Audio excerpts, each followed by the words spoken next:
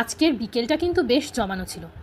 School করে বেরোনোর পর সাডেন প্ল্যান হলো কোথাও গিয়ে ফেমাস কিছু মিষ্টি ট্রাই করা যাক। আমার সঙ্গে ছিল আমার দুজন সিনিয়র মোস্ট কালিগ।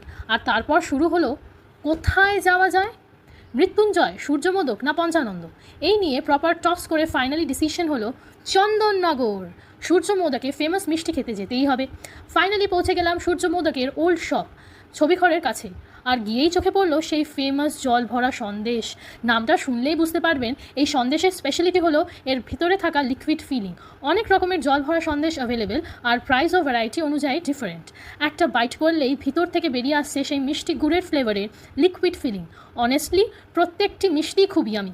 শুধু জল ভরা নয়, আরও অনেক রকমের ট্রেডিশনাল বেঙ্গলি মিষ্টি ট্রাই করলাম। Everything was really fresh and absolutely delicious. So যদি আপনারা চন্দননগরে আসেন, ডেফিনেটলি সূর্যমোদকের এই ওল্ড শপটা ভিজিট করতে পারেন। স্পেশালি যারা ট্রেডিশনাল বেঙ্গলি সুইটসের ফ্যান, তাদের জন্য this place is definitely worth the try.